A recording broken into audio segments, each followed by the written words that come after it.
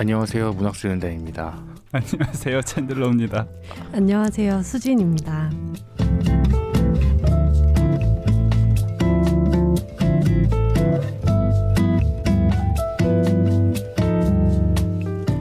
네, 문학수연단 시즌 6 제 11화. 오늘은 리처드 파워스의 새들이 모조리 사라진다면을 저희가 읽었습니다.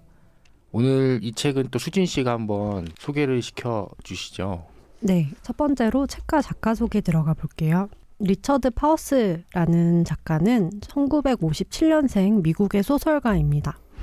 현대 영미 문학의 거장으로 평가받고 있고요. 교육자였던 아버지를 따라서 방콕으로 이주해서 음악과 문학에 심취한 어린 시절을 보냈고 미국으로 돌아온 뒤 일리노이 대학에서 물리학과 영문학을 공부했습니다.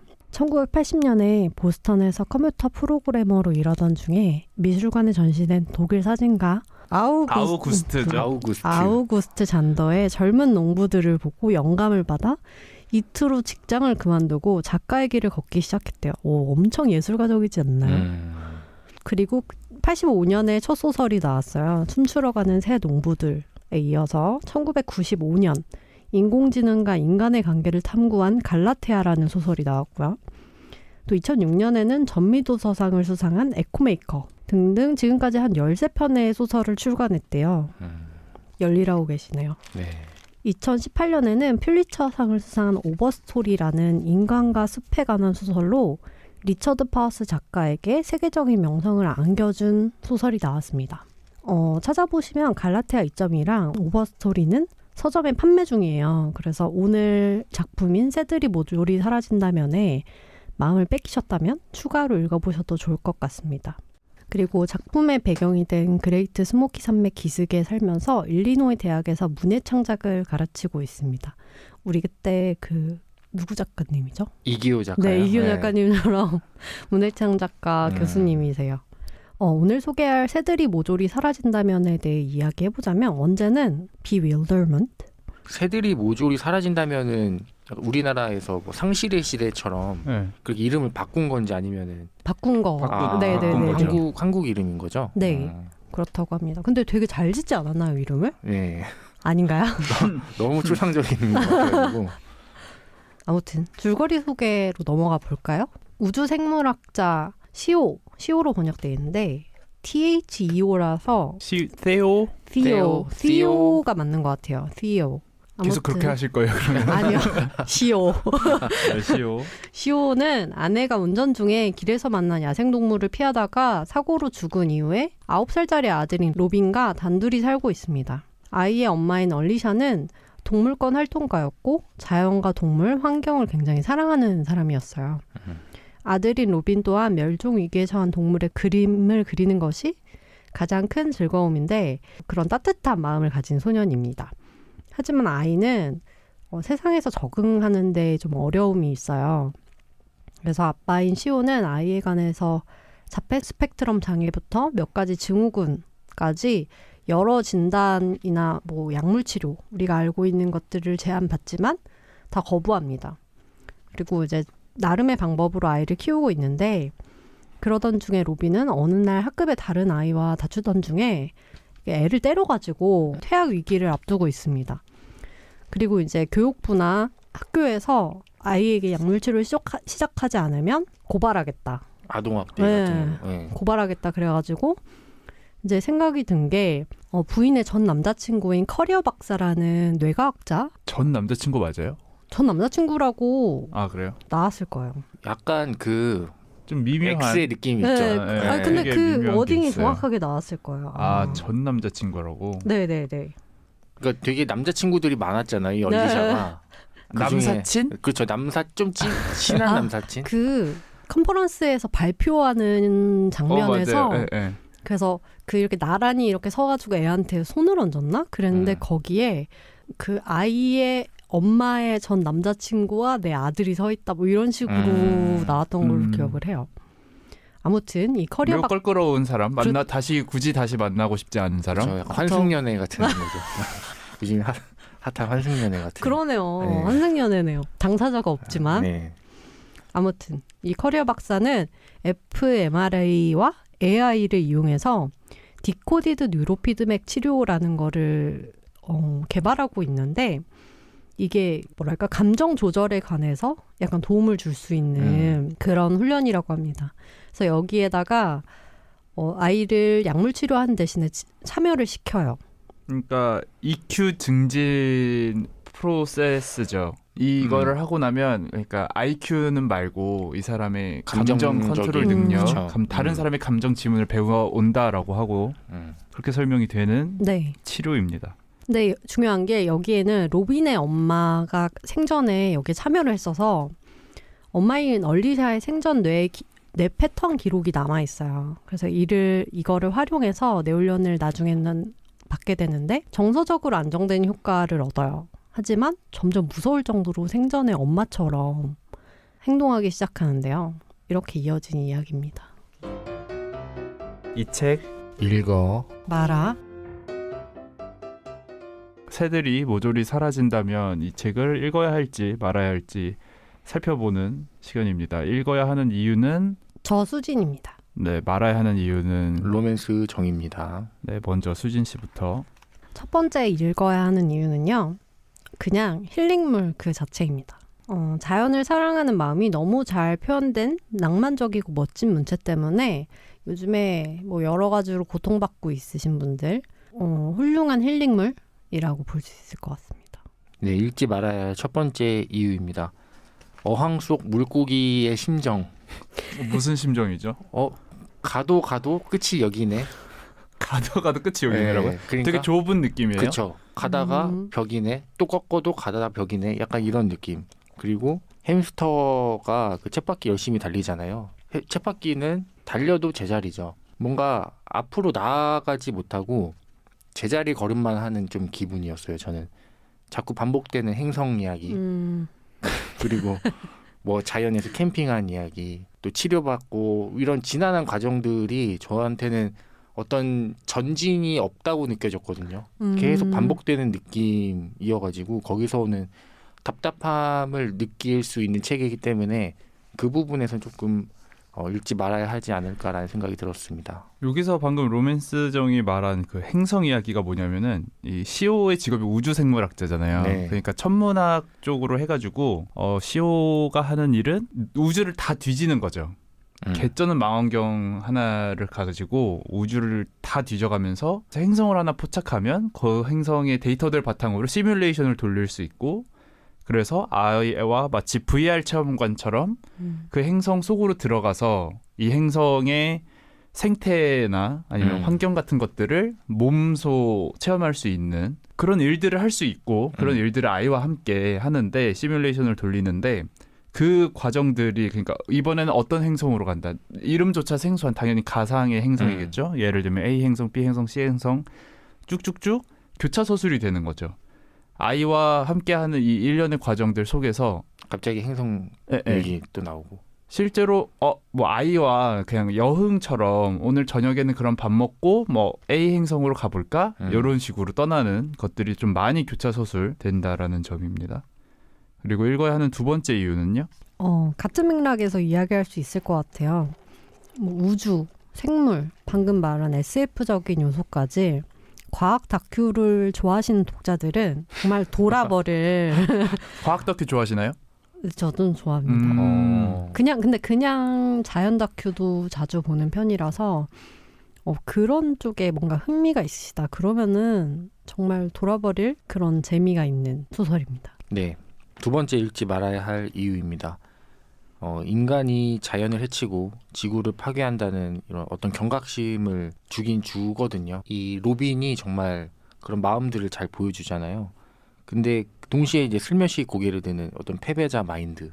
약간 너무 좀 과하게 느껴지는 거죠. 이 친구가 그런다고 뭐가 달라질 것 같아? 이런 건가요? 그런 거죠. 이 지금부터 인간이 나선다고 해서 뭔가 달라질 것 같아 하는 마음이 전 들더라고요.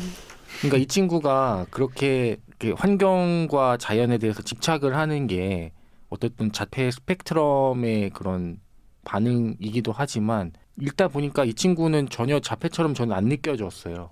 맞아요. 네. 오히려 그냥 되게 신념이 강한 어린 아이처럼 느껴졌는데 이 친구의 이런 행동들을 보면서 저는 제 현실을 좀 생각하게 되더라고요. 지금 이 주변을. 그래서 뭐 광안리 해변에 버려져 있는 쓰레기들. 광안리 갔다 오셨나요?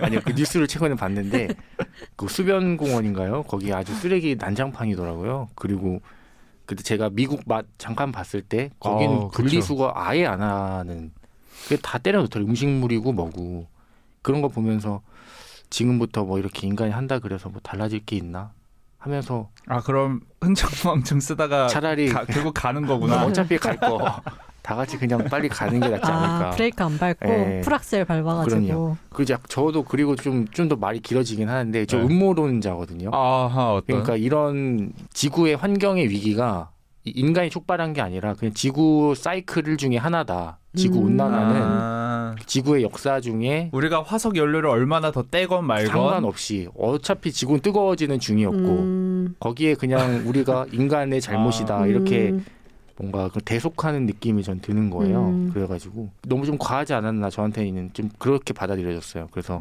저와 같은 생각을 하신다면 읽지 않으셔도 좋을 것 같습니다.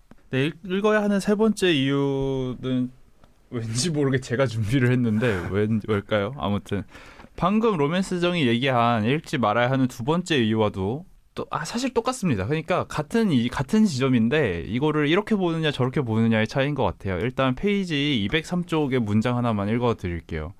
그보다는 나머지 우리들이 왜 이토록 정신 나간 낙관론을 유지하는지를 물어야 했다. 환경에 관한 이야기인데 그러니까 이런 대목이었어요. 방금 로맨스정이 얘기한 것처럼 로빈을 보고 사람들이 얘 왜 이렇게 집착해? 너 좀 과한 거 아니야? 라는 물음을 제기할 게 아니라 그보다는 나머지 우리들이 물론 이제 로맨스정은 낙관론은 아니었죠. 아무튼 예를 들면 그런 거죠. 뭐 당장에 어디가 불바다가 되고 있는 건 아니니까 당장에 어디 산사태가 일어나는 건 내 눈앞에 일어나는 일이 아니니까.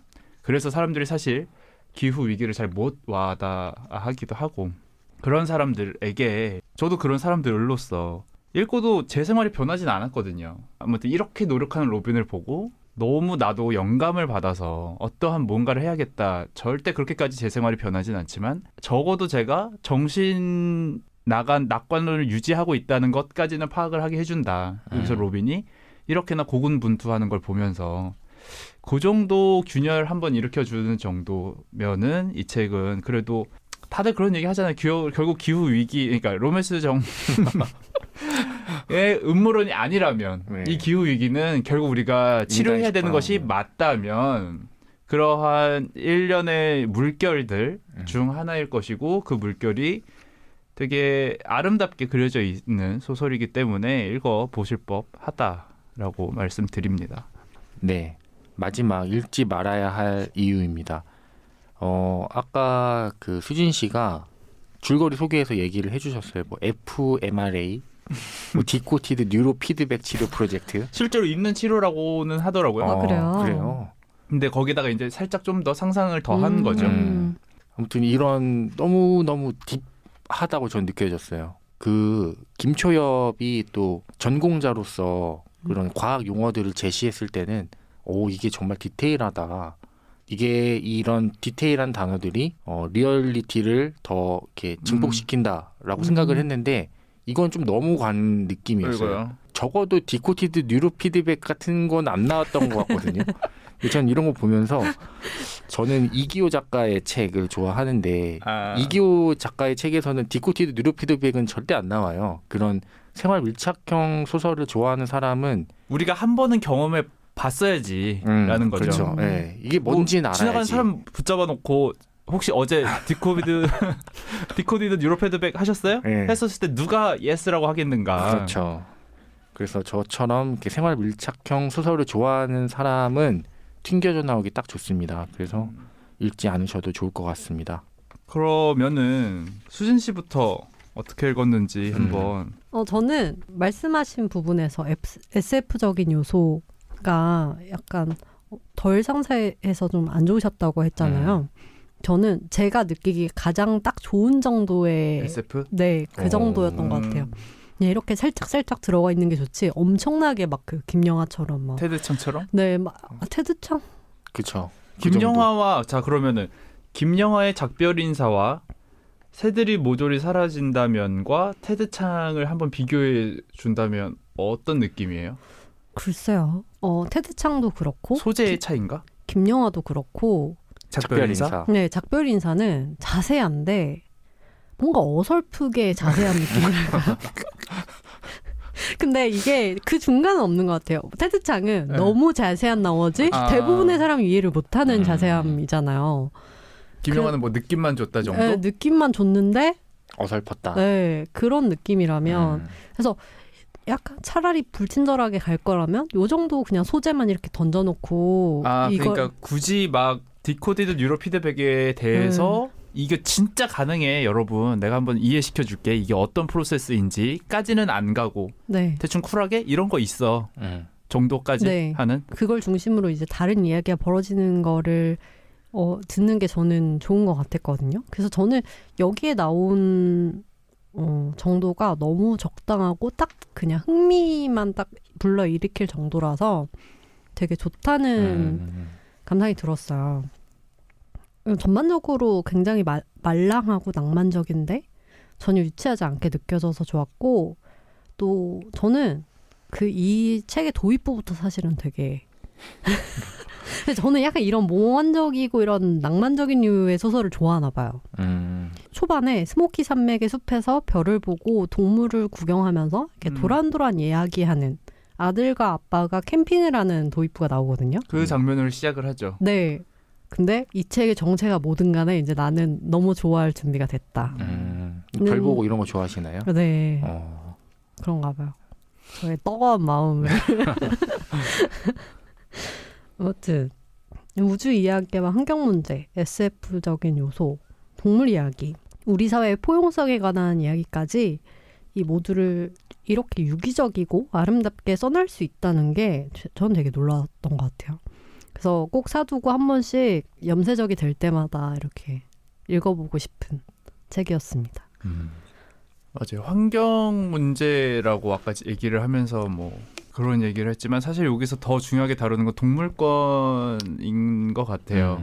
그러니까 뭐 지구의 온도가 얼마 올라가느냐라기보다는 인간 때문에 얼마나 많은 뭐 그것도 뭐 지구 온도랑 관련이 있겠죠. 지구 온도 뭐 올라가면은 뭐 얼마나 많은 종들이 없어지며 뭐 그런 이야기들. 근데 이게 양날의 검인 것 같아요.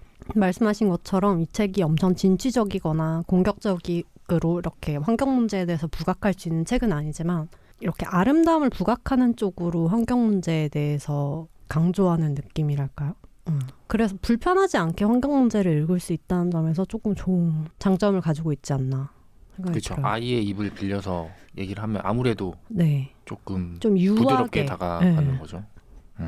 그다음 저는 어떻게 읽었냐면요. 저는 읽기가 정말 쉽지 않았습니다. 좀 시간이 많았거든요. 예. 이번에. 되게 그럼에도 불구하고 되게 고생한 것 예. 같더라고요. 제가 예전에 또 아픈 기억인데 그리슬린 조르바 여러 거의 번 그 급이었다고? 예, 저한테는 그렇게 느껴졌어요. 와. 진짜요? 근데 이거는 제 개인적인 상황도 있는 것 같아요. 제가 이번에 좀 바빴죠. 날씨도 안 좋았고 태풍도 크게 왔고 또 제가 또 회사에서 갑자기 시킨 뭐가 있어요. 그래서 그런 것들로 인해서 정말 눈코 뜰 새가 없었어요. 정신도 피폐하고 이런 상태에서 이런 환경 얘기 듣고 있으니까 골치가 아픈 거죠. 한간 소리 하고 있네. 예, 진짜 지금 나는 당장 내일 뭘 해야 되는데 이 친구는 뭐 이런 얘기 하고 있으니까 이게 와닿지가 않는 거예요. 그러겠다. 이거는 제 개인적인 상황에 의해서 지극히 주관적인 평가라는 점을 미리 말씀드리고 싶어요. 예. 혓바닥이 길죠. 예, 이거는 결론은 저는 별로 안 좋았다는 거죠. 수진 씨가 상당히 힐링물이다. 읽으면서 뭐 힐링하고 뭐 염세적인 마음이 들 때 꺼내보고 싶다고 했는데 저는 힐링도 느끼지 못했고 어떤 아름다움도 느끼지 못했습니다. 초반에 아빠와 아들의 이 캠핑 아름다운 얘기. 캠핑 장면. 그때는 네. 제가 바쁘기 전이었어요. 그때는 좀 괜찮았어요. 예, 초반에는 그래도 좀 따뜻한 소설이네. 이러고 앞부분만 읽고 스탑하고 제가 이제 밀린 일들을 막 몰아치는 일들을 이제 처리를 하고 나서 약간 기억이 애매해질 때쯤 다시 이제 읽기 시작을 했는데 그때랑 완전히 다른 경험이더라고요. 지금 그래 빨리 시작해보자 해서 앉아서 읽기 시작했는데 대체 어떤 사건들이 벌어지는 거지? 했는데 어떤 사건이 딱히 크게 벌어지진 않아요. 맞아요. 그러다 보니까 아 대체 지금 내가 어디까지 읽었는데 아직도 시작을 안 했어? 아직도 캠핑 다니네 이런 생각이 드니까 화가 나더라고요. 읽다가. 그럴 수 있어요. 약간 예. 뜬구름 잡는 얘기가 주축을 예. 이루잖아요. 그러니까 저한테는 상당히 이게 스트레스로 다가오더라고요. 음. 오히려 저는 이런 천선운하의 나인을 읽었을 때 그 지구나 환경 어떤 식물에 관해서 좀 더 생각을 했던 것 같아요. 근데 이 책은 그 로빈의 입을 빌려서 환경 얘기를 하고 뭐 이러니까 저한테는 이렇게 달갑게 받아들여지진 않더라고요. 너무 거시적인 문제를 던진 예. 거예요. 예, 저한테는 이건 지극히 제 주관적인 상황입니다. 그래서 너무 힘들었고 또 아까 챈들러 씨가 말씀해주신 그 반복되는 행성 이야기. 저는 처음에 이 행성 얘기가 나올 때 와 이거 행성 간의 왕래가 그렇죠. 저도 되는 그렇게 생각했었어요. 엄청난 스케일의 작품이구나. 이게 막 행성을 마치 왔다 갔다 하는구나. KTX 타고 대전 가서 그렇죠. 성심당 먹고 오듯이 예. 성심당 맞나요? 네, 그죠. 오늘 점심은 저쪽 화성 가서 먹을까? 네. 뭐 이런 느낌 그런 거의. 그렇게 설명을 좀 해가지고 이게 스케일이 꽤 크구나 생각을 했는데 이거 다 아빠 네. 아빠의 시오가. 시뮬레이션 네. 프로그램이었고 시오가 이제 로빈한테 이렇게 해주기 위한 꾸며낸 이야기들이었고 또 지루한 캠핑 얘기가 또 이어지고 앞으로 뭔가 착착 나아가지 못하고 뱅뱅 도는 이야기 때문에 좀 답답했습니다. 또 마케팅 포인트가 엄마의 기억을 이제 이식받아서 살아가는 약간 그런 걸로 전 받아들였는데 그 이야기는 거의 뒤에 나와요. 맞아요. 그러니까 저는 빨리 이제 해가지고 얼리셔처럼 아이가 행동을 해서 시우가 되게 당황하고 이런 장면들이 빨리 펼쳐지길 그럴 줄 바랐는데. 알았는데 그거는 정말 뒤에 아주 작은 부분에 나오더라고요. 그래서 그 부분까지 기다리는 게 꽤나 힘들었고 또 이게 노벨 문학상 뭐 후보작, 맨부커상 최종 후보자 뭐 이런 거에 올라갔더라고요. 저는 수상작 중에 괜찮은 거는 젊은 작가상이나 이상문학상 정도가 아닌가. 영화도 그렇고 뭔가 세계 문학계에서 호평을 받았다. 이꼬르 재미가 없다. 이 공식이 제 안에서 또 성립을 했어요. 저주토끼 저주토끼 후보까지 후보까지 올라갔는데 와 엄청 재밌다는 아니었잖아요. 맞아요. 그냥 왜 이게 대체 상을 받을 정도지? 이게 어떻게 하면 최종 후보에 올라갔을까? 그래서 저는 이 공식이 이 책에도 전 성립했다고 생각이 들고 그나마 괜찮았던 부분은 이 이미지화가 상당히 잘 된다는 거. 그러니까 캠핑을 가고 별을 구경하고 뭐 MRI 같은 데 들어가가지고 검사를 받고 뭐 이런 과정들이 되게 이미지화가 되게 잘 되더라고요. 묘사는 되게 훌륭했네요. 예. 그래서 이 장면 지금 무슨 장면이지? 라고 생각하는 게 망설인 적이 한 번도 없었어요. 그만큼 이 장면은 이런 그림이겠구나. 뭐 이런 톤이겠구나. 그거는 나인보단 낫네요. 예. 나인은 되게 성별조차 그렇죠. 그려지지가 예. 않았었는데 이 친구는 지금 이런 상황, 이런 캠핑 현장이 있구나. 이런 거는 되게 잘 그려냈다는 점에서는 좋았고 또 이 두뇌 지문으로 다른 사람의 기억이 이식될 수 있다는 그런 설정 정도까지는 괜찮았던 책이었습니다. 네. 이상입니다. 진짜 힘드셨나 봐요. 아니 아까 말씀을 하시는데 여기 골이 빨개질 때까지 여기를 네, 문지르시더라고요. 골치가 아프더라고요. 정말. 이제는 좀 얼추 일신의 정리가 좀 된 상황인가요? 된 상태입니다. 된 지 한 48시간 정도 됐는데 지금 많이 오늘 괜찮아졌어요. 유독 힘들어 보이네. 네, 심신이 안정되지 오늘 아직 너무 힘들어 않으신 것 보이네, 같아요. 로맨스죠. 쉽지 않았습니다. 이번 주가 저에게는 상당히 고통의 주여가지고. 그렇습니다. 네. 마지막으로 챈들러 저는 이 책을 저도 되게 비슷하네요. 그 점까지는 왜냐하면 저도 3달 전에 딱 50페이지 정도까지 읽었었어요. 그러다가 멈추고 이제 그냥 뭐 다른 책들 읽어 가다가 이번에 이제 저희가 요걸 한번 다뤄보자라고 돼서 좋다. 나 그때 50페이지 정도까지 읽었을 때 경험이 너무 좋았다. 로맨스전과 비슷하고 왜냐면 50페이지 정도까지가 딱 거기까지거든요. 초반에 그 아빠와 아버지의 캠핑, 로키 산맥 캠핑이니까 또 수진 씨가 말씀하신 거랑 또 그러니까 셋이 이 초반이 너무 좋았다라는 거든 우리 셋 다 모두의 공통된 독서 경험인 것 같아요. 저 역시 그 50페이지의 첫인상이 너무 황홀하고 아름다웠어요. 제가 그때 이상한 책 하나 읽고 있어가지고 저희 문학소년단에서 네. 읽은 건 아닌데 아주 안 읽히는 책 하나 읽고 있어가지고 요 정도면은 진짜 너무 와 우아하다 책이 막 그런 생각까지 했었는데 그래서 이번에 다시 읽게 되면서 기대를 정말 많이 했었죠. 앞 초장 50페이지에서 요 정도로 승부를 보는데 중간이랑 끝은 어느 정도일까? 막 다 읽고 났을 때 얼마나 황홀할까? 기대 많이 했는데 중간이랑 끝은 그 정도까지는 아니었다. 하지만 제가 일부러 이 말 하려고 제가 맨 뒤에 했어요. 제가 수진 씨가 써둔 걸 보고 진짜 이렇게 동감해 본 적이 없어요. 딱 이 부분. 도입부를 읽으면서 이 책의 정체가 무엇이든 상관없이 너무 좋다. 진짜 앞으로 넌 이제 뭘 해도 돼. 뒤에서 뭐 어떤 똥을 싸질러도 돼. 그 정도로 초반 50페이지를 요 정도로 써놨으면 넌 뒤에서 어떤 똥을 싸도 돼. 진짜. 딱 그 정도였어요.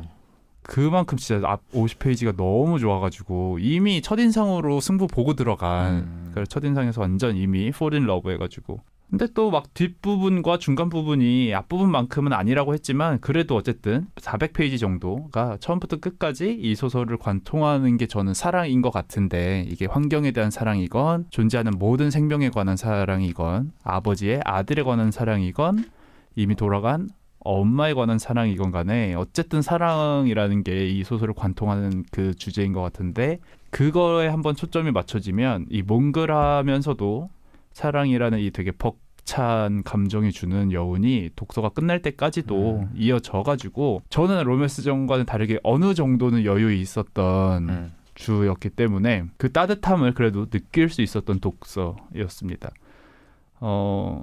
일단은 그냥 좋았다라는 거고 사랑 고백은 여기까지만 하고 이 책의 중간이랑 끝이 왜 아쉬웠는지 저도 로맨스전처럼 얘기를 해보자면 일단 이것도 동감했어요. 중간중간 끼어드는 이 시오와 로빈의 행성 탐험 분량이 너무 자주 나오고 지루하게 산만한 되게 역설적인 느낌? 왜 자꾸 넣었을까? 산만한데 지루해요. 네. 별로 안 궁금하더라고요. 처음에는 이런 행성도 있네. 이런 행성도 있네 하다가 그런데다가 이게 또 로빈이 이제 학교에서 이제 친구를 때려가지고 물론 그 과정도 사실 알고 보면 너무 슬프고 로빈의 편을 들어줄 수밖에 없는 그런 과정이었지만 그 위기에 몰리면서 이제 아버지가 시오가 엄청 고민하다가 뉴로피드백 치료를 받게 되고 그로 인해서 로빈이 성장하고 그러다가 다시 치료를 중단하게 되면서 퇴화하는 이 일련의 과정 그리고 그 중간중간에 이제 환경을 위해서 그리고 또 요거 천문학 예산 따기 위해서 워싱턴 가가지고 시위도 하고 뭐 이렇게 청문회 같은 것도 참석하는 게다가 또 계속 뭐 뭔가 이거 만들어졌을 때가 트럼프 때문에 빡쳤을 때였나? 왠지 계속 뭔가 미국 대통령과 미국 정치 상황의 어떠한 문제점 그런 것들을 얘기하는 게 너무 들을 게 많았어요 제가. 이것도 있고 저것도 있고 이것도 읽어야 되는 거구나. 그래서 결론은 그냥 어쨌든 분량이 좀 길었다라는 거고 이 긴 분량을 아까 제가 말씀드린 그 몽글하고 따뜻한 분위기만으로 이거를 힘있게 뚫어나갈 끝까지 헤쳐나갈 동력은 좀 충분하지는 않지 않았나. 에너지가 발산하는 그런 책은 아니었기 때문에 저에게는. 그리고 또 결말에 대해서도 우리가 얘기를 해볼 수 있을 것 같은데 이따가 아직 저희가 결말은 말씀을 안 드렸죠. 네. 그냥 이참에 말씀드린다 치고 뭐 읽으실 분들은 여기서 잠깐 멈춰주시거나 그러면 될 것 같고 결말은 결국 죽어요. 로빈이 죽어요. 그리고 아버지가 시오가 로빈이 하던 것처럼 로빈의 감정을 교육받습니다. 디코디드 뉴로 피드백을 통해서 마치 로빈이 죽은 엄마의 감정 지문을 학습했던 것처럼 이번에는 시오가 시오도 너무 그렇죠. 아내를 떠나보내고 이번에는 자식 로빈까지도 떠나보낸 시오가 로빈의 감정 지문을 학습하면서 이제 소설이 끝이 나는데 제가 가장 마음에 안 들었던 건 어느 정도 작가의 노림수가 보이는 결말 같다 할까? 어떤 노림수가요? 그러니까 왜 그런 얘기 있잖아요. 그러니까 이거는 훌륭한 이야기라기보다는 훌륭한 작품인 것 같아요. 왜 우리가 어떤 배우를 보고 연기를 너무 잘했어라는 건 칭찬이지만 그것보다 더 대단한 칭찬은 연기인 것조차 생각이 안 나게 진짜 어딘가에 저런 아저씨 하나 있다. 어딘가에 저런 사람 한 명 있다. 혹은 그 사람 데려다 놓은 거 아니냐라는 게 사실 야 연기 개쩔었다 보다도 극찬이잖아요. 그렇죠. 그 말인즉슨 뭔가 작품의 향기를 지워내고 그냥 정말 있을 법한 이야기, 어딘가에 이루어지고 있는 이야기. 아마 그 점이 이제 로맨스정이 이기호 작가의 책을 좋아하는 지점이기도 한 것 같은데 읽으면서 정말 어딘가에 이루어지고 있는 일 같았어요. 근데 그러다가 로빈이 죽으면서 아버지 시오가 로빈의 감정 지문을 학습하게 되는 일은 너무 기깎기가 잘 맞아 들어가는 거예요. 너무 아름답고 비극적인 이야기다. 잘 만들었네, 잘 썼네 정도? 어딘가 이런 이야기가 있을 법하다기보다는 야 너무 비극적으로 아름답게 잘 썼다. 그러니까 뭔가 창작의 과정이 뭔가 엿보여 버린 거예요. 뭔가 작품의 완성도를 높이려는 작가의 의도가 개입된 장면 같아서. 그리고 또 마지막으로는 요거 얘기도 할 수 있겠죠. 환경이랑 자연 그리고 동물에 관한 대주제가 주는 어떤 한계. 로맨스정이 얘기한 것처럼 저는 이제 위기감을 아직 느끼고 있지 못하는 사람이고 어느 정도 저도 로빈처럼 어떤 장면을 봤을 때 극한의 스트레스를 느끼는 것도 있어요. 예를 들면 예전에 왜 동물 살처분 관련해서 봤었을 때 진짜 저도 너무 스트레스 받았거든요. 하지만 저는 그러면 채널을 돌려버리면 그만이잖아요. 딱 그 정도로 행동했던 사람으로서 이 책을 읽고 났었을 때 로빈이 그렇게 행동하는 걸 보고 났었을 때 나는 왜 변한 게 없을까가 슬플 수도 있고 혹은 허무하게 다가왔어서 그냥 정말 너무 거시적인 이야기를 듣고 났었을 때 그런 거 있잖아요. 로맨스정이 얘기한 너무 큰 주제 그 정도의 한계를 저도 아쉬움을 느꼈던 독서였습니다.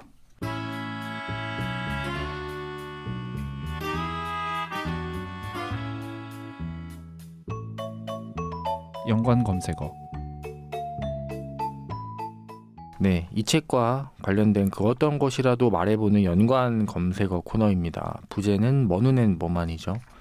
먼저 저부터 좀 말씀드리겠습니다.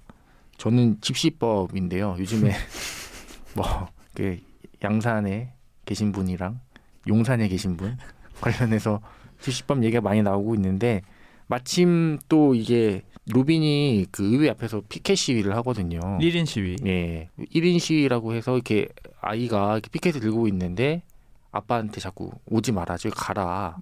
아빠가 시킨 건 줄 알지 않겠느냐, 뭐 이런 얘기를 하는. 너무 주체적인 친구죠. 네, 정말 똑부러지는 친구인데 이걸 보면서 집시법이 생각이 나더라고요. 제가 맨날 자주 보는 게 이런 뭐 집회하고 시위하고 이런 상황이다 보니까 당연히 좀 눈에 들어와서 이 부분을 좀 얘기를 해보고자 했습니다. 우리나라에서는 1962년에 제정됐어요. 집시법이. 처음에는 이게 집시법이 민주화를 좀 통제하는 방향으로 전두환 때나 이럴 때 이렇게 좀 발동이 됐는데 민주화 이후로는 오히려 좀 집회 시위를 권장하는 쪽으로 많이 바뀌어서 원래는 집회 장소에서 좀 멀리 떨어져서 했어야 됐다면은 원래는 이게 좀 더 가까이 오게 되고 이렇게 법이 집회 시위를 좀 권장하는 쪽으로 바뀐 부분이 있는데 현재 집시법 11조는 국회의사당 그리고 각급 법원, 헌법재판소, 대통령 관저, 국회의장, 대법원장, 헌법재판소장, 국무총리 공관에서 100m 이내를 집회 금지 구역으로 정하고 있습니다. 101m 돼요? 101m 되죠. 근데 이게 좀 애매해요. 왜냐하면은 국무총리 공관이 저기 한남동에 있거든요. 네. 거기 들어간 입구까지만 100m가 넘어서 사실 뭐 의미가 없다. 의미가 없죠. 왜냐하면 거기 그 공관촌이 있거든요. 한남동 볼보 빌딩 옆에 윤석열이 이제 외교부 공관에 들어가는데 거기로 이제 들어가거든요.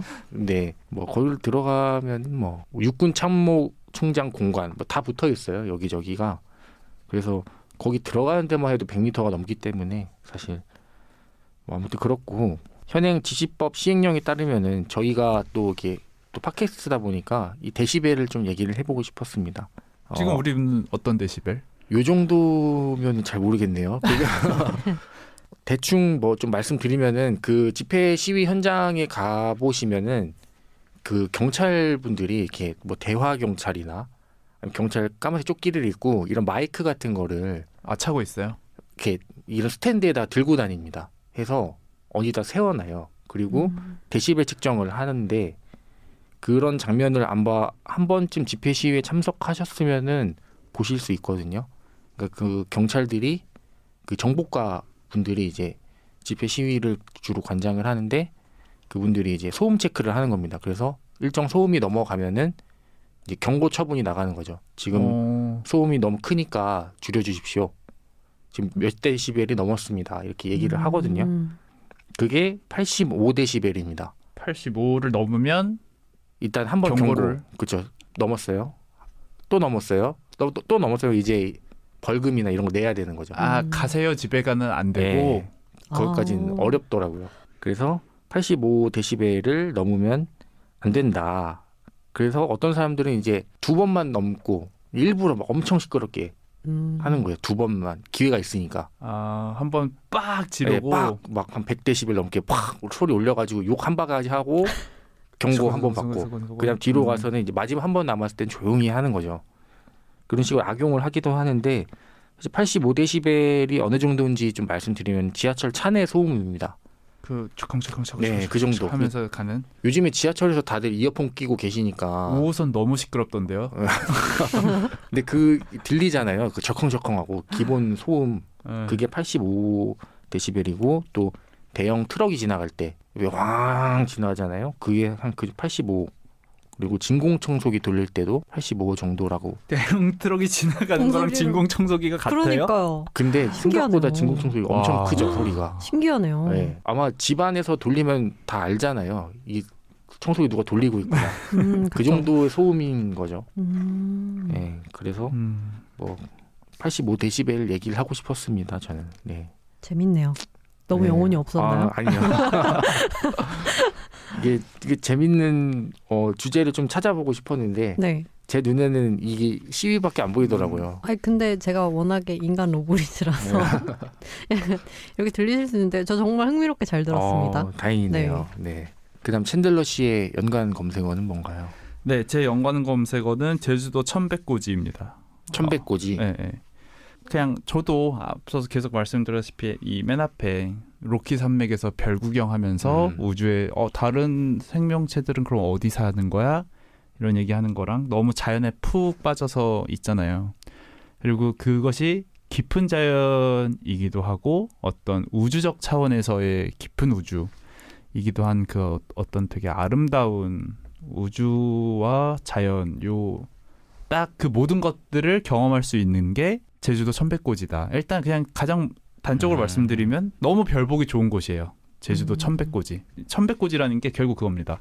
한라산 해발 1100m 정도 되는 곳이에요. 한라산이 아마 한번 구경 오십시오니까 1950m인데 해발 1950m니까 한 중턱까지는 올라간 거죠. 그래서 사실 올라가는 길도 되게 어떻게 보면 밤에 올라가야 되잖아요. 위험해요. 왜냐하면 가로등이 없고 올라가다 보면 막 노루 가족들이 이렇게 지나가고 그래서 막 하이빔 켜고 가야 되는 그런 곳인데 그래도 올라간다면 또 넓게 되어 있는 곳도 있고 그냥 도로에서 위험하게 차 세워놓고 하는 게 아니라 좀 넓게 주차해두라는 곳도 있고 천백고지 주차장도 아마 지도 찾아보시면 검색할 수 있을 겁니다.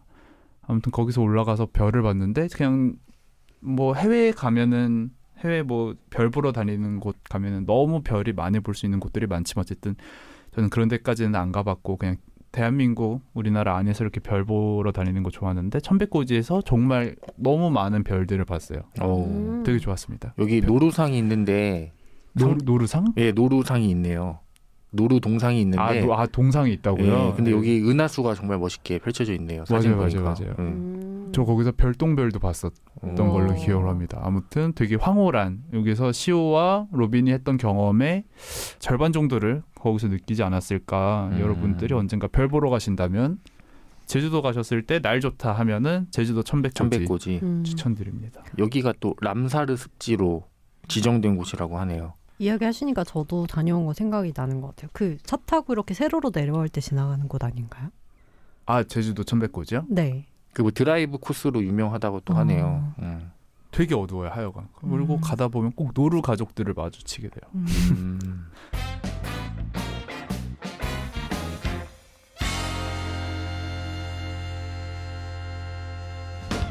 다들 아시죠? 본격적으로. 책에 대해서 이야기를 해보죠. 이것부터 시작하면 될 것 같아요. 아까 잠깐 나왔던 얘기인데 원제와 번역 제목이 아예 다르잖아요. 네. 원제는 이겁니다. Bewilderment, 당혹이라는 뜻이래요. 어떤 차이일까요? 왜 우리는 새들이 모조리 사라진다면 이고 보통 원제까지 표기하는 경우가 드물잖아요. 그냥 새들이 모조리 사라진다면이면 모조리 사라진다면이지 굳이 위에다가 Bewilderment를 써놓긴 했었습니다. 근데 그것만으로 갖다 두고 싶진 않고 여기에다가 새들이 모조리 사라진다면 이런 것도 붙여놓고 싶었고 결국 둘 중 하나라기보다는 둘 다 필요한 건데 이 책의 뒷면에 큰 글씨로 써져 있는 게 어떻게 말해줘야 할까 이 아름답고 위태로운 세계의 진실을 이라는 문구가 나와 있는데 이게 그 원제가 주는 느낌과 비슷하지 않나 싶어요. 아빠의 당혹감, 이런 아들을 만난 아빠의 당혹감, 아들을 이런 아들의 이런 섬세함과 아들이 느끼는 그런 당혹감도 이 세계를 마주해서 아들이 느끼는 맞아요. 당혹감도 약간 함의하고 있는 게 아닐까. 사실 모두가 느끼는 게 다 당혹이죠 여기서. 근데 이 책은 딴 얘기기는 한데 원어민들이 읽으면 미국 사람들이 읽으면 정말 재밌게 읽을 수 있을 것 같아요. 왜요? 그런 정치 얘기도 그렇고 너무 자기 얘기인 게 있어서 그리고 초반에 어떤 저는 느꼈던 게 이런 유머 코드 같은 거 있잖아요. 어떤 누가 어떤 아저씨를 만났는데 이렇게 생겼다를 어떤 미국의 오래된 영화 배우나 막 이런 걸 빗대어서 얘기를 하더라고요. 어떤 배우를 닮은 누구. 네. 근데 이게 만약에 한국 소설이었다면 막 어떤 여자분을 만나는데 너무 꼭 말하는 게 최하정 같았다. 막 이런 것처럼 우리가 좀 공감하기 어려운 부분이 미국 사람이 아님으로써 많은 것 같아서 그래서 미국 외에서 상 받은 게 많지 않고 미국 내 소설 상만 받은 것 같아요.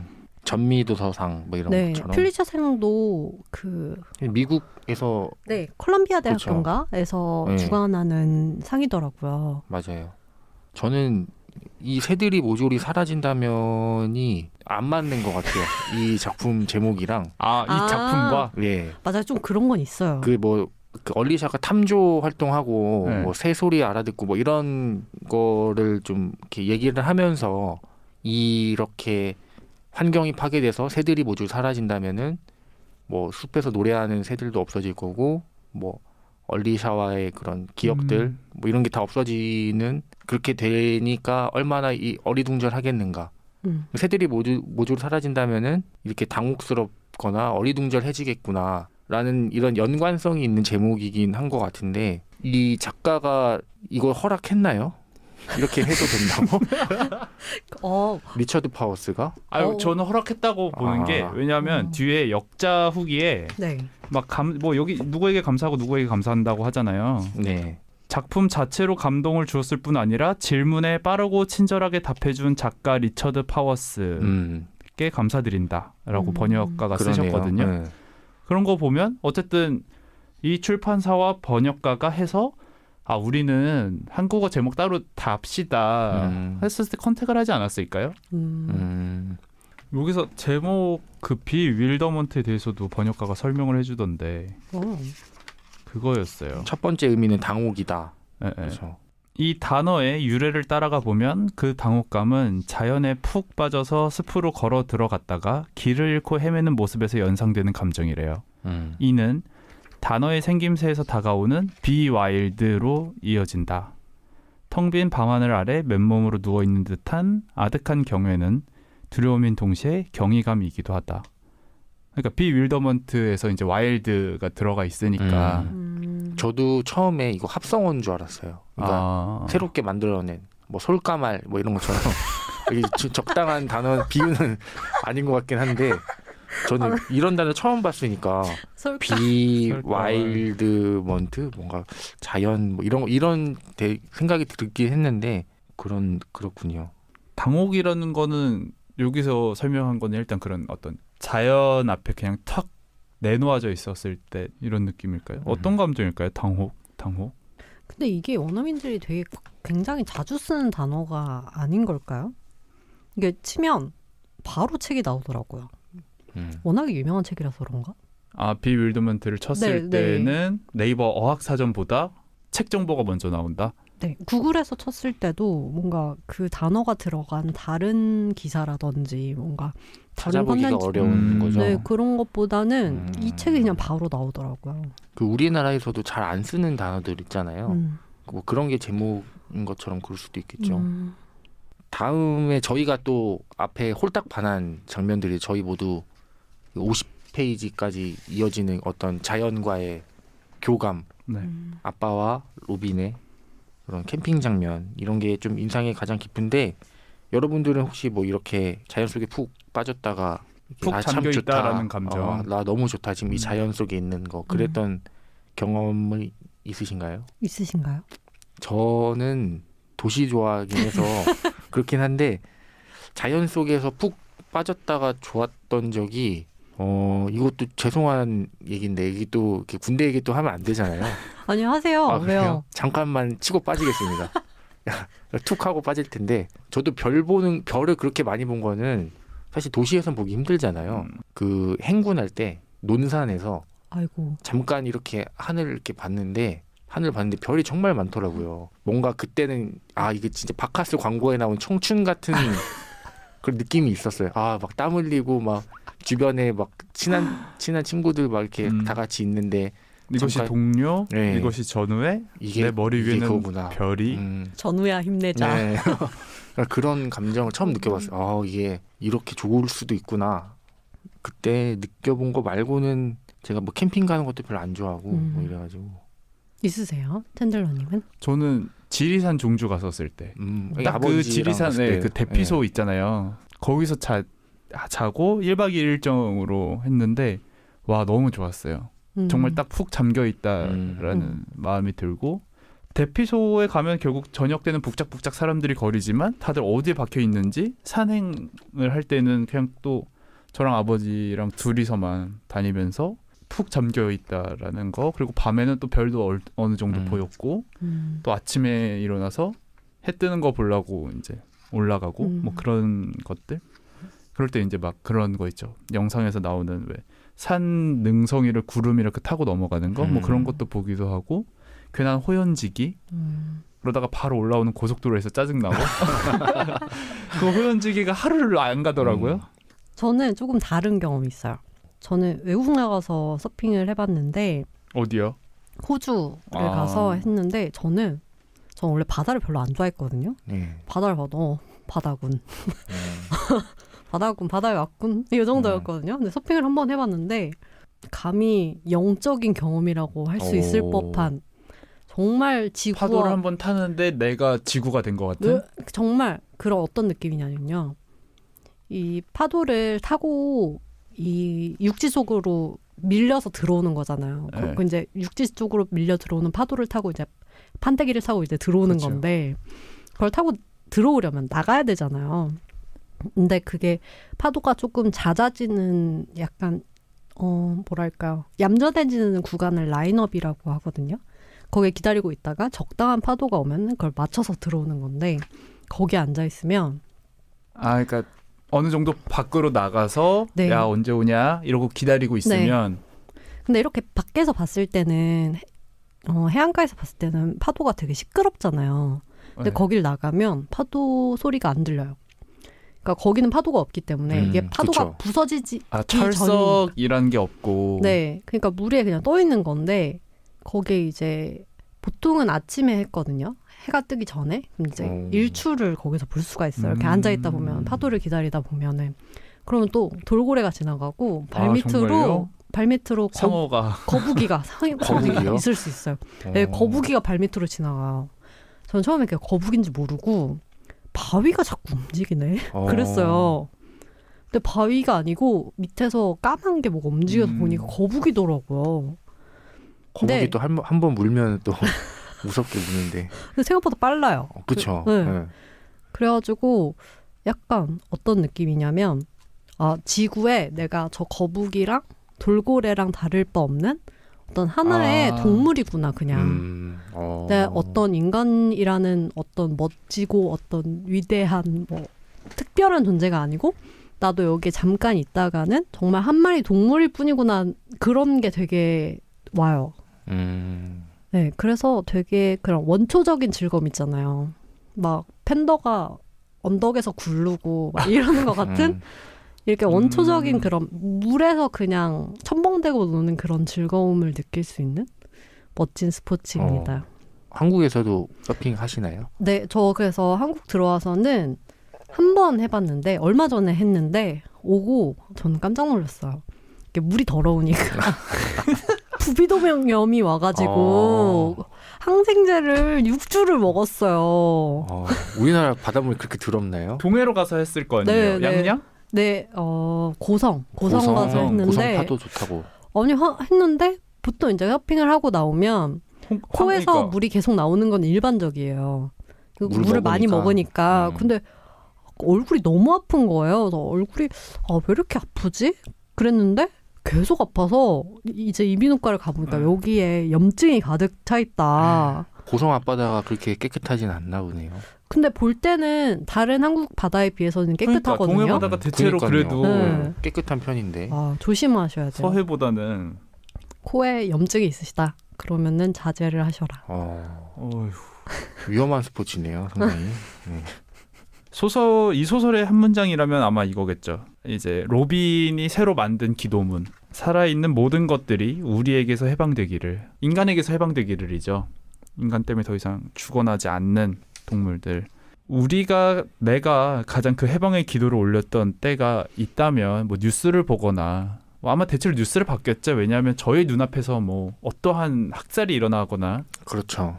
뭐 그럴 수는 있겠죠. 뭐 로드킬 당한 동물의 시체를 뭐 고속도로를 지나가면서 본 정도는 있을 수 있겠지만 뭐 그거라면 그거일 수도 있고 그렇게 뭔가 내가 가장 진짜 인간에게서 제발 이 모든 생물들이 해방되기를 바랬던 때가 있다면 언제일까요? 저는 챈들러 씨가 가장 취약한 부분인데 개농장? 예. 어디 파주였나 어디에 있더라고요. 그 동물 취재를 간 거예요? 예, 동물 행동권 아니다. 동물 해방 물결이라는 데랑 갔어요. 거기랑 같이 갔는데 거기서 어떤 비닐하우스에 되게 예쁜 종들 있잖아요. 뭐 포메, 번식견. 네, 말티즈, 뭐 말티푸, 푸들 이런 좀 이렇게 예쁜 애들만 비닐하우스 닭장 같은데 쫙 넣어놓고 거기를 어떤 할아버지가 지키고 있는 거죠. 그래서 거기를 막 들어가 구청이랑 같이 그쵸? 들어가서 이거 불법이다 해서 꺼내가지고 그 동물 해방 그쪽에서 다 데리고 나오는 그런 과정들을 같이 봤는데 처음에 진짜 못 들어가게 막더라고요 할아버지가. 절대 왜 들어오냐 여기 지금 뭐 사유지야? 침입이다. 근데 막 구청이랑 막 있으니까 전 힘입어서 메디은 공권력이 공권력이라 이거는 정당한 집행 절차를 통해서 가는 거다 하고 이게 들어가서 봤는데 그 강아지들이 사람 봤다고 막 이렇게 막 철장 안에서 막 이렇게 하는 거예요. 그렇게 막 사납게 짖던 애들도 있었는데 딱 사람이 잡고 품에 앉자마자 얌전해지는 거예요. 정말로. 그런 거 보면서 참 인간이 참 무슬짓 하고 있구나. 그런 품종견들이 있는 비닐하우스에 가니까 진짜 이런 해방됐으면 좋겠다. 펫샵에서도 마찬가지고 그런 펫샵 강아지들 보면서 얘네도 빨리 어디 좋은 데로 갔으면 좋겠다. 이런 생각이 좀 들긴 하더라고요. 저도 진짜 그런 거 보면서도 많이 느끼고 예전부터 그냥 그렇게 생각했던 것 같아요. 이 인간이 지구에 태어난 건 정말 지구에서 가장 큰 재앙이다. 그 책 읽었을 때 되게 그런 거였어? 모르고 있었다가 사실 살처분 아까도 잠깐 얘기했는데 뭐 구제역이 최근은 아니죠. 3년 전쯤 한번 되게 심했었잖아요. 되게 이슈였잖아요. 그때 만들어 쓰인 책인가? 아무튼 묻다라는 책이 있어요. 그러니까 퀘스천이랑 뭐 묻는다. 그 이제 동음 그거를 한 거죠. 그걸 하면서 저는 원래 살처분이라는 게 일단 죽여놓고 묻는 건 줄 알았거든요. 아니더라고요. 맞아요. 아니 근데 왜 안 죽이고 묻는 거예요? 그냥 죽여주면 안 되는 거예요? 어떠한 과정이 한 번 더 들어가기 때문이지 않을까요? 그렇죠. 제가 죽여야 되는 과정. 알기로는 그냥 효율과 비용 절감의 네. 문제. 죽인다면 누가 죽일 것이냐? 그렇죠. 공무원 한 명 더 투입되는 일이고. 저는 근데 진짜 그게 생매장인 줄 몰랐는데. 그 공무원들이 진짜 정신적으로 힘들어가지고 네, 네. 막 자살을 네. 시도하고 이런 분들 계셨잖아요. 실제로 돌아가신 분이 네, 있다면서요. 맞아요, 그 맞아요. 꾀꾀거리는 소리가. 맞아요. 근데 저는 그래서 약간 저 회를 못 먹거든요. 아 왜요? 저는 약간 그 날거를 먹으면 누군가의 그 살덩어리를 먹는 것 같다는 느낌이 느낌이 더 생생하게 네, 느껴져요. 그래서 아. 회를 어렸을 때부터 못 먹겠어요. 제가 뭐 엄청 뭐 착하다거나 그런 건 아니지만 뭐 초밥도 안 드시는 거예요? 네, 초밥도 왜 이렇게 저는 그걸 먹으면 왜 이렇게 육회도 아니고. 별로 좋아하지 않아요. 날 것들을 네, 안 좋아하시는 근데 구우면 그냥 요리 같은데 이게 생으로 먹으면 누군가의 정말 이 그냥 남의 살. 살점을 먹는 것 같은 고기가 없이 인간이 살 수 있을까요? 거대한 맛의 그 핵심에서 떨어져서 저 고기가 없으면 또 탄수화물이 있긴 한데 콩고기. 그쵸 콩고기 요즘에 뭐 대체식품 많이 나오긴 해도 네. 완벽하게 따라잡지는 못하죠. 뭐든지 좀 적당한 게 가장 적당한 좋지 않을까. 예. 제가 해야 된다면은 조금 슬퍼지긴 하는데 원시 시대로 가는 게 맞는 것 같아요. 어떤 사육이라는 거는 자기가 먹어야겠다는 생각이 들면 1대1 네, 관계에서 무조건 자기가 죽여야 되는 거죠. 그 정도 책임질 자신 없으면 네. 먹지 마라. 네. 그러니까 현대 인간이 지금 그 육식에 있어서 거부감을 안 가질 수 있는 게 그 장면을 누군가 안- 죽이는 것을 대신 해주기 때문이잖아요. 그쵸. 내 눈에 안 보이니까. 네. 이런 그리고- 걸로도 소설이 하나 나올 수 있겠네요. 그 옥자 아닌가요? 옥자. 옥자인가요? 옥자, 뭐 내용이 치킨런 뭐 이런 거. 예. 그리고 마지막으로 이 결말 좀 얘기를 하면 좋을 것 같은데 어떻게 보셨어요? 그러니까 결말. 로빈이 이게 물에 빠져가지고 그렇죠. 결국에는 이렇게 세상을 떠나게 되는 그러니까 이런 익사는 아니고 그쵸 저체온증 같은. 저체온증으로 전 좀 별로였어요. 뭔가 로빈이 안 죽었어야 된다고 생각이 들거든요. 굳이 아까 챈들러 씨가 일전에 말씀하신 것처럼 이거를 되게 아름다운 비극으로 만들기 위한 어떤 급조된 결말 같은 느낌이어가지고 전 로빈이 잘 살아가지고 좀 더 이렇게 큰 일을 하고 좀 성장을 제대로 했으면 좋았겠다는 생각이었거든요. 근데 굳이 이렇게 로빈을 죽이는 결말은 저는 뒤로 가서 좀 힘이 빠지더라고요. 갑자기 물에 빠져 있네. 하다가 갑자기 저체온증이 걸렸다고 하고. 그러니까 숨을 이전까지 거두고. 딱히 나왔던 이야기가 아니었잖아요. 네. 그러니까 만약 뭐 탐조 활동을 하다가 뭐가 어떻게 됐어? 그러면 뭐 이름인 로빈도 새의 이름이니까 그리고 어머니가 가장 사랑했던 일도 어머니와 아버지가 만났던 일도 사실 탐조 활동에서 비롯된 거니까 제목도 새들이 모조리 사라진다면이니까 차라리 뭐 탐조를 하다가 어떻게 죽을 수 있을지는 잘 모르겠어요. 아니면 그러니까 탐조를 하기 위해서 험한 지형으로 들어가다가 뭐 어떻게 됐다거나. 근데 그냥 갑자기 뚝을 터트린다는 이유로. 우리 물기를 살려야 돼. 그러니까 이게 좀 갑자기 갑자기. 뭔가 작가가 이제 슬슬 마무리 지어야 되는데 어떻게 짓지? 맞아요. 얘가 죽긴 죽어야 될 텐데 뭐지? 어떻게 해야 되지? 하다가 그냥 결국에는 저체온증으로 가자. 네. 문예창작가 교수님이셔가지고 마무리를 어떻게든 짓고 싶으셨던 것 같아요. 열린 결말은 싫고 약간 싫다고 뭔가 본인만의 신조가 있지 않을까. 열린 결말은 하수 둘이 나는 거야. 말하면서 그런 분들 계시긴 하더라고요. 저도 좀 결말이 좀 아쉽습니다. 살려야 되나요? 아니면 그래도 로빈은 죽긴 죽었어야 됐나요? 저는 죽이는 거 별론 것 같아요. 저는 그냥 열린 결말로 갔어도 오히려 약간 뭐랄까 이 작품의 전반적인 분위기가 뜬구름 잡는 얘기니까 뭐 그렇게 완결을 하지 않아도 괜찮지 않았을까? 어떤 느낌을 그냥 주고 끝내는 것만으로도 괜찮았을 것 같은데 근데 저는 사실은 뒷부분을 되게 급하게 읽어가지고 읽으면서는 별 생각이 없었는데 이야기 듣고 나니까 그런 것 같네요.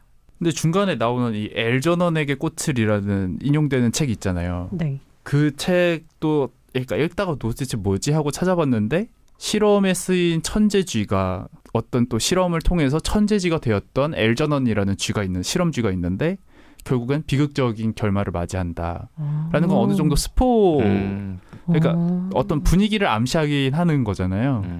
소설 하나 쓰려고 로빈이 죽은 것 같은 느낌인 거예요. 게다가 소설이 더 완성되고 더 기깎기가 맞아 들어가는 게 뭐냐면 이걸 읽다가 다들 느끼셨는지 모르겠지만 아빠의 말은 큰 따옴표로 되어 있고 그렇죠. 로빈과 엄마의 말은 작은 작은 따옴표로 표시가 되어 있단 말이에요. 그래요? 예, 저도- 다른 인물이 하는 것도 큰 따옴표고 맞아요. 예를 들면 그 실험을 해줬던 커리어, 박사, 예. 커리어 박사가 하는 얘기는 또 큰 따옴표. 그러니까 로빈과 엄마의 말만 작은 따옴표인 거예요. 맞아요. 그러면 이게 결말과 이어지면서 결말에서 결국에는 아버지 시오가 로빈의 감정 지문을 이제 습득하게 되잖아요. 그렇다면은 이 모든 거는 아빠의 머릿속에서 일어난 일일 수도 있다라는 거죠. 그러네요. 속생각을 말할 때 네, 작은 네. 따옴표를 쓰니까요. 그렇게 따지면 너무 기깎기가 맞아 들어가면서 아 로빈은 애초에 죽을 수밖에 없는 운명이었구나 하면서 뭔가 로빈이 너무 장기말처럼 쓰인 느낌? 이게 식스센스 같은 어. 알고 보니까 다 알고, 예. 죽은 사람이었고. 쓰시고 나서 작가 본인은 굉장히 만족하셨을 것 같아요. 그 지점에 아주 킹받는 거예요.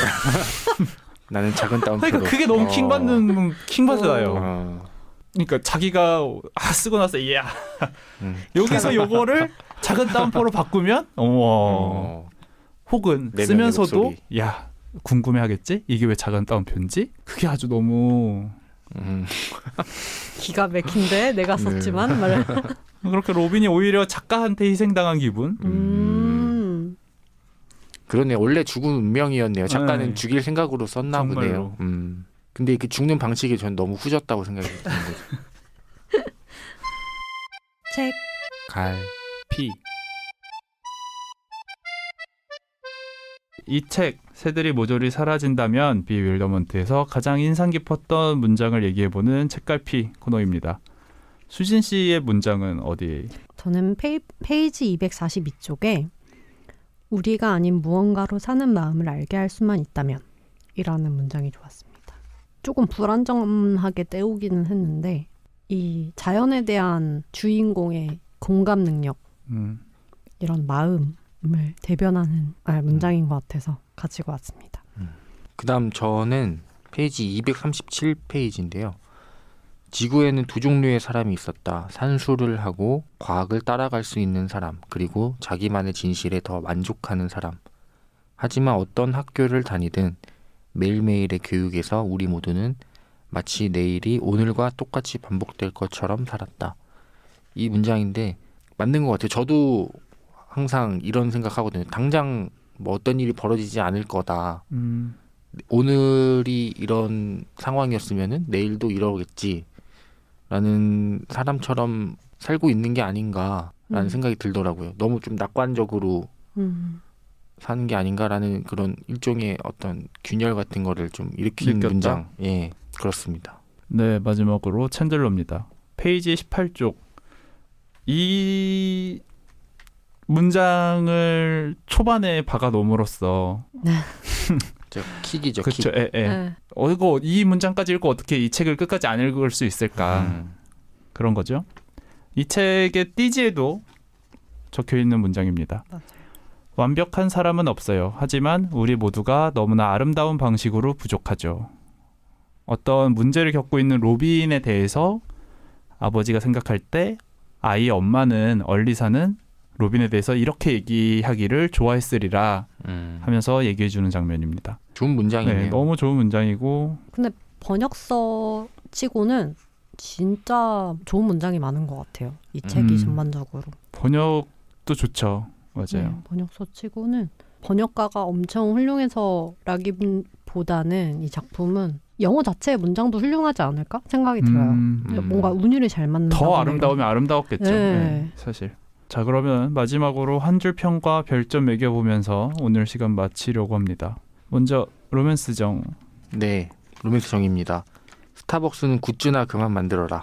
별점 5점 만점에 2점입니다. 갑자기 여기서 스타벅스가 왜 욕을 먹죠? 저는 그 리유저블 컵 만들면서 뭐 환경 생각하는 척 오시는데 이런 거 보면서 스타벅스가 어떤 그런 환경의 이미지가 좀 강하잖아요. 맞아요. 뭐 리유저블 백 만들었는데 발암물질 나오고 뭐 이런 거 보면서 그 수많은 굿즈들이 나오는 와중에 지금 이게 리유저블 컵으로 지금 사람들 앞에 이렇게 눈 가리고 아웅하는 게 아닌가 라는 생각이 들어서 저는 환경하면 스타벅스의 이런 쏟아지는 굿즈가 가장 먼저 생각이 나가지고 그만 만들었으면 좋겠네요. 그래서 제가 오늘 스타벅스 안 사왔잖아요. 네. 네, 이어서 챈들러입니다. 면접, 상견례, 소개팅, 프리패스란 바로 이것. 5점 만점에 4점입니다. 자연과 연결되는 말랑하고 아름다운 체험. 5점 만점에 4점입니다. 평가가 아주 훌륭하네요. 초반 50페이지가 다 했다라는 거죠. 엔딩은 아주 괘씸하나. 하지만 초반에 용서하기로 했으니까. 네. 그 장강명 또 얘기를 해서 그런데 그 수진 씨가 초반부에 괜찮았다는 금음. 그건 용서가 불가능한 건가요? 금음은 아니 용서를 해서 그 해서 그 정도다? 정도다. 네, 용서를 했기 때문에 용서를 했기 때문에 저는 아예 네. 뒷부분을 지웠어요, 기억에서. 네. 용서를 해서 그나마 이제 괜찮다. 도입부가 괜찮다고 말할 수 있는. 아니 저 그 팟캐스트에 네. 나오신 거 들었는데 다른 팟캐스트 거. 근데 또 최근에 저희가 어떤 이상한 경험을 하긴 했죠. 얘기를 했는데 들으셨던 네. 적이 있는데 지금은 또 안 듣고 계시는 것 같아서. 네. 하지만 뭐 그래서 오늘 들으면서 오늘도 제가 핸드폰이 에러가 있어서 차량 연결을 하면 이상하게 팟캐스트가 갑자기 실행이 돼요. 듣고 있지 않았는데. 근데 그래가지고 강제로 듣게 된 거예요. 오면서. 그분이 출연했던. 네. 그래가지고 용서하지 말까? 네, 그럼 저희 다음 주 책은 무슨 책인지. 이름이 뭐였죠? 기리노 나스오. 기리노 나스오. 일몰의 저편. 저편이라는 책인데 이 표지가 상당히 예뻐요. 북스피어에서 나온 책이고 한번 저희가 목록에는 없었지만 네, 목록이 없었지만 예, 저희가 지금 목록대로 안 가고 있습니다. 목록대로 안 가고 안 가는 것도 안 가는 거고 슬슬 기세가는 느낌이 네. 들어요. 의지하게 되고 뭔가 어디 했던 거 한번 들쳐다보게 되고 이렇게 되긴 하는데 이 일몰의 저편 한번 저희가 다음 시간에 읽어보도록 하겠습니다. 그럼 저희 오늘 여기서 네. 인사드리도록 하죠. 자 하나 둘 셋 또 봐요.